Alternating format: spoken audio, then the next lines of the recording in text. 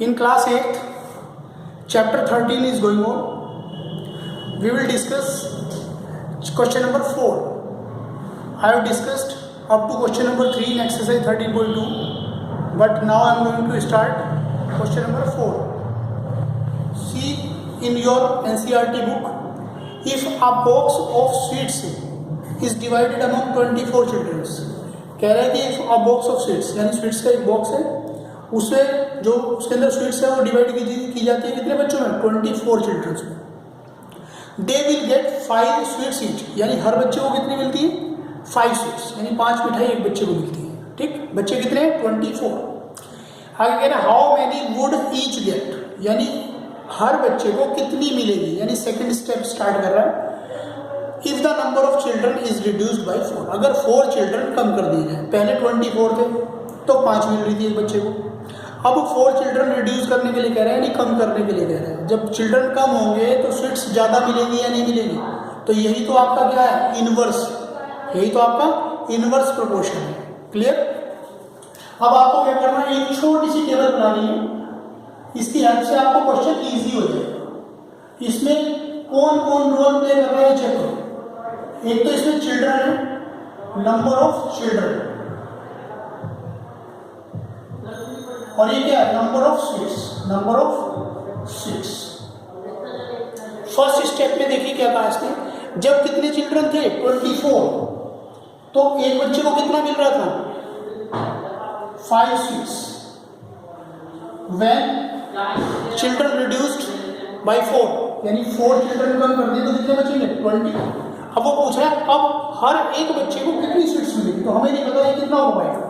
ऊपर वाले x हैं और नीचे वाले y हैं, तो ये x1, x2, y1, y2, तो y2 की जगह y2 लिखें. अब हमें पता है, एक बात देखिए जरा, हमें कैसे पता चलेगा कि इनवर्स में है डायरेक्ट में है? चेक करो. जब 24 स्टूडेंट्स थे तो 5 स्वीट्स एक बच्चे को मिल रही थी. अब क्या हुआ कि 20 स्टूडेंट्स रह गए हैं, तो स्टूडेंट कम हुए तो स्वीट्स बढ़ेगी या नहीं बढ़ेगी? ये कम हो रहा है, ये इंक्रीज हो रहा है, ये ज़्यादा था, ये डिक्रीज था. क्लियर? तो यहाँ पर क्या करेंगे? Here x1 y1 equals to x2 y2. क्यों? क्योंकि ये इनवर्स प्रोपोर्शन है. इनवर्स प्रोपोर्शन में प्रोडक्ट इक्वल होती है, x1 y1 equal to x2 y2. लेकिन जब डायरेक्ट प्रोपोर्शन हमने पढ़ा था तो x1 upon y1 equal to x2 upon y2, यानी उनके फ्रैक्शंस हमने लिए थे. क्लियर? फ्रैक्शन थे. तो x1 कितना है? 24 इंटू y1 कितना है हमारे पास? 5, और ये कितना? 20x2, और y2 कितना है? अब इसके बाद कुछ नहीं करना है, आपको कैंसिल करना है. y2 को एक तरफ रखिए, बाकी सब एक तरफ.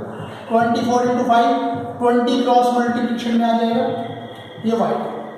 यहाँ पर 5 4 जा 20, और 4 से डिवाइड कर देंगे 6 जा, तो y2 कितना होगा? 6. अब y2 कौन है? स्टेटस क्या है y2 का? y2 है नंबर ऑफ स्वीट्स, यानी जब 20 स्टूडेंट्स होंगे तो हर बच्चे को 6 स्वीट्स मिलेगी. क्लियर है? ये क्वेश्चन आपका ऐसे होगा. Next question. See next question. A farmer has enough food for feed 20 animals in his cattle for 6 days. यानी एक फार्मर है, उसके पास कैटल है. कैटल होता है ग्रुप, यानी झुंड. किसका? एनिमल्स का. ठीक है. A farmer has enough food, यानी उसके पास फूड है कितने दिन के लिए? 20 एनिमल्स उसके पास है, और वो 20 एनिमल्स 6 दिन तक खाना खा सकते हैं, यानी फूड उनके पास है, 6 दिन तक का राशन है. ठीक है, 20 एनिमल्स के लिए. अब कह रहा है क्या? How long would the food last, यानी कि लास्ट यानी कितने दिन तक फूड चलेगा. इसका मतलब ये है कब, कंडीशन बता रहा है. If there were 10 more animals in his cattle, अगर उसके कैटल में 10 एनिमल्स और बढ़ा दिए जाए. मोर, पहले 20 थे तो अब कितने हो जाएंगे? 30. तो भाई पहले 20 एनिमल्स जो थे वो कितने दिन तक फूड ले रहे थे? 6 डेज तक. उसके बाद रखना. अब एनिमल्स बढ़ रहे हैं, नंबर ऑफ एनिमल्स, तो फूड ज़्यादा दिन तक चलेगा, कम दिन तक चलेगा? कम दिन तक चलेगा, क्योंकि नंबर ऑफ एनिमल्स इंक्रीज हो रहा है. तो आपको वही टेबल बना दी है. अब इसके अंदर जो रोल प्ले कर रहे हैं कौन कौन है? एक तो नंबर ऑफ एनिमल्स है, नंबर ऑफ एनिमल्स, यानी लिखेंगे नंबर ऑफ एनिमल्स, और यहाँ पर क्या लिखेंगे? डेज, नंबर ऑफ डेज, जो फूड कितने दिन तक चलने वाला है उसके बाद. ठीक है. जब उसके पास 20 एनिमल्स थे तो कितने दिन तक फूड चल रहा था? 6 डेज तक. लेकिन अभी कितना? 10 मोर एनिमल्स आ रहे हैं, तो मतलब कितना हो जाएगा? 20 में 10 ऐड करोगे 30 होगा, तो कितने दिन तक फूड चलेगा? इनवर्स में जा रहा है, क्यों? 20 थे तो 6 डेज तक, और अगर 30 हो रहे हैं यानी ज़्यादा हो रहे हैं तो कम दिन तक चलेगा नहीं चलेगा, यानी ये इंक्रीज हुआ तो ये डिक्रीज हुआ, ये डिक्रीज था तो ये इंक्रीज था। ओके, तो यहाँ पर हम क्या करेंगे, वही क्लियर, यानी इनवर्स प्रोपोर्शन में प्रोपोर्शन मल्टीप्लाई कर देंगे, x1 into y1 equal to x2 into y2, x2 into y2, x1 x2 y1 y2, x1 कितना है 20 into 6 equal to 30 into y2। Okay, अब क्या करना है, क्रॉस मल्टीप्लाई जो पहले किया था हमने, 30 अपॉन में आएगा, ये y2 है, 0 से 0 कैंसिल कर सकते हैं आप। ओके, 3 से 6 कितनी बार जा सकता है, 2 टाइम्स कैंसिल कर सकते हैं, 2 2 जा 4 मीन्स टू से y2 की वैल्यू कितनी होगी 4, तो जो आपका फूड चलने वाला है वो 4 डेज चलने वाला है अगर 30 एनिमल्स हुए तो। बात समझ में आ रही है? 20 एनिमल्स थे तो 6 डेज तक, अगर एनिमल्स बढ़ रहे हैं, इंक्रीज हो रहे हैं, तो फूड कम दिन तक चलेगा, यानी 4 डेज तक चलेगा। ये आपका ऐसा क्वेश्चन है, इंपॉर्टेंट क्वेश्चन है भाई, ध्यान से सुन लीजिए, ये दोनों ही क्वेश्चन इंपॉर्टेंट है, क्वेश्चन नंबर 4 और क्वेश्चन 5। क्यों? क्योंकि यहाँ पर इंक्रीज और डिक्रीज का मैटर आ रहा है। ठीक है, नेक्स्ट क्वेश्चन देखिए, question number 6, question number 7, question number 8, ये सब आप इजीली कर सकते हैं, इसी तरीके से होंगे, सेम यही लॉजिक है, इसके अलावा कोई लॉजिक नहीं। ठीक है, question number 6, question number 7, question number 8, do your self. Question number 9 देखिए बेटा, question number 9, a car takes 2 hours to reach a destination by traveling at a speed of 60 km/h। उसने कहा एक कार है जिसे 2 hours लगते हैं, टाइम कितना लगता है 2 hours, अगर वो किसी स्पीड से जाए 60 km/h की स्पीड से जाए तो 2 hours लगते हैं। फिर कह रहा है how long will it take, यानी इसे कितना समय लगेगा, when the car travels at the speed of 80 km/h। अब स्पीड बढ़ गई है, यानी पहले 60 km/h से जा रही थी, 2 hours लग रहे थे, अब 80 km/h से जा रही है, यानी स्पीड बढ़ रही है, तो टाइम ज़्यादा लगेगा कम लगेगा, टाइम कम लगेगा क्योंकि स्पीड ज़्यादा है। ओके, तो उसी तरीके से रोल प्ले कर रहा है, आपको पता चल चुका होगा कि एक तो बात चल रही है इसकी स्पीड की और एक बात चल रही है इसकी टाइम की, तो यहाँ पर लिखेंगे स्पीड और ये क्या होगा बेटा टाइम, यानी ड्यूरेशन जो उसका टाइम। ठीक, अब ये टाइम किसमें, आवर्स में। ओके, तो स्पीड जब 60 km/h थी, 60 km/h स्पीड थी, तो कितना टाइम लग रहा था उसे 2 hours। अब स्पीड कितनी इंक्रीज हो गई, 80 km/h। ठीक, तो टाइम कितना लगेगा हमें नहीं पता, तो वो y2 का रोल प्ले। ओके, y2 हमने फिल किया है, x1 y1 equals to x2 y2, x1 y1 यानी 60 × 2 equals to 80 × y2, cross multiplication 60 × 2 upon 80 equals to y2, 0 से 0 कैंसिल, 2 4 जा 8। ओके, अब इस 4 और 6 को कौन कैंसिल कर सकता है, 2 2 जा 4 और 2 3 जा 6, तो मतलब क्या y2 इक्वल टू 3/2r।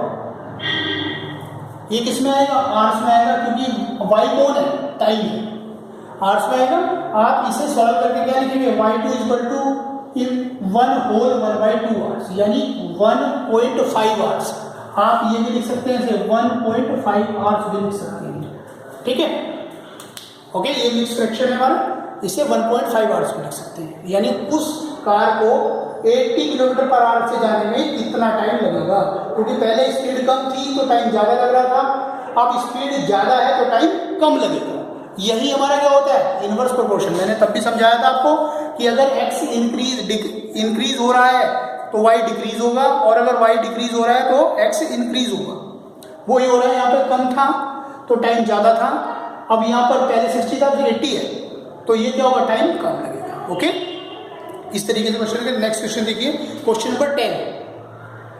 बेटा क्वेश्चन नंबर 10 में देखिए, 2 persons could fit a new window in house in 3 days।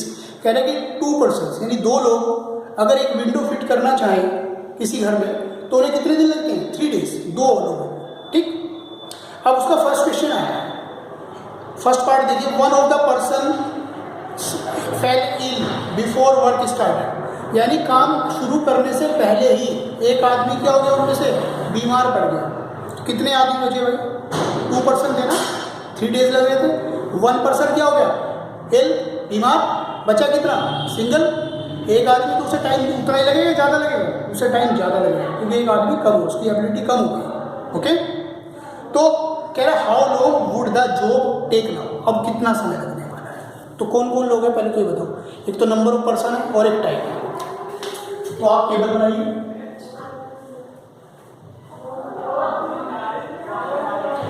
यहां पर लिखिए नंबर ऑफ पर्सन और ये क्या हमारा टाइम यानी डेज में बात कर रहे हैं, days. Okay, number of days.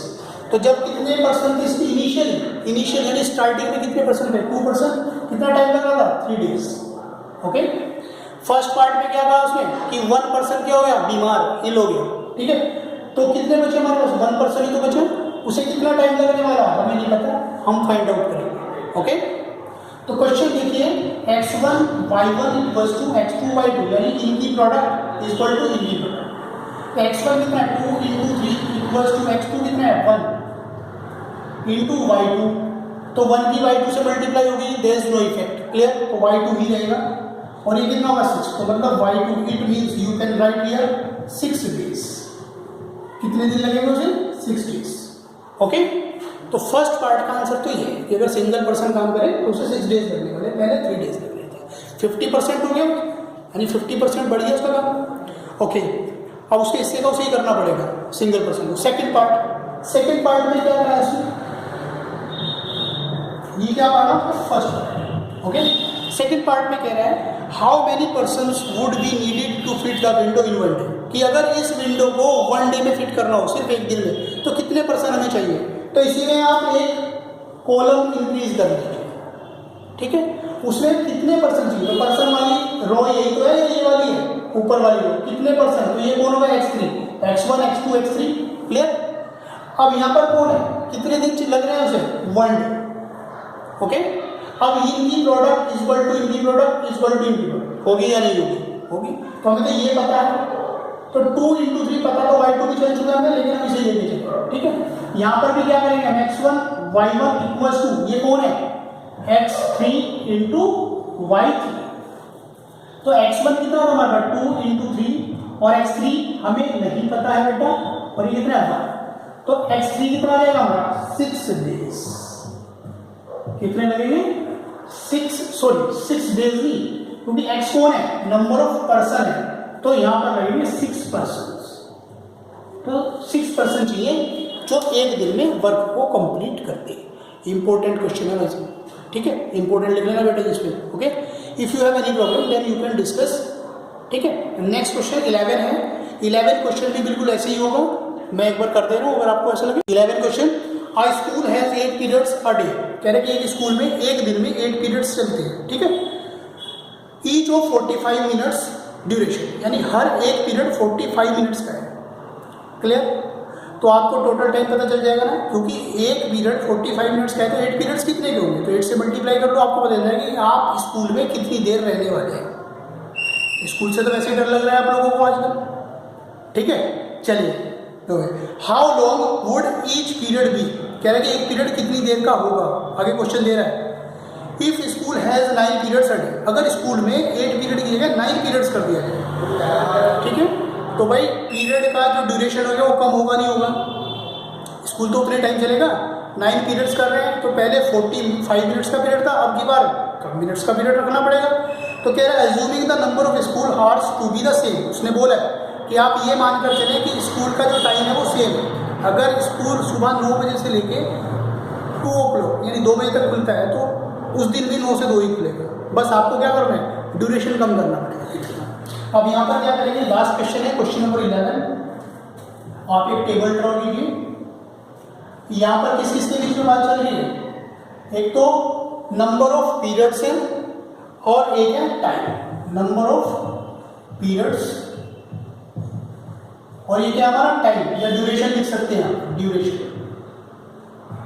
तो जब कितने पीरियड्स थे हमारे स्टार्टिंग में 8 पीरियड्स, और एक पीरियड कितने का था 45 मिनट्स का था। ओके, अब वो कह रहा है क्या कि हमें 9 पीरियड्स चलाने हैं, तो पीरियड का यहीं पे तो लिखे जाएंगे 9 पीरियड, टाइम क्या होगा हमें नहीं पता। ओके, तो ये क्या होगा x1 y1 equals to x2 y2 inverse proportion, ऐसे लिखा जाता है product. x1 8 × 45 equals to 9 × y2 cross multiply या फिर आप डायरेक्टली कैंसिल कर सकते हैं, 9 5 या 45, 5 की 8 से मल्टीप्लाई, तो y2 कितना हो जाएगा 40 मिनट्स। क्यों?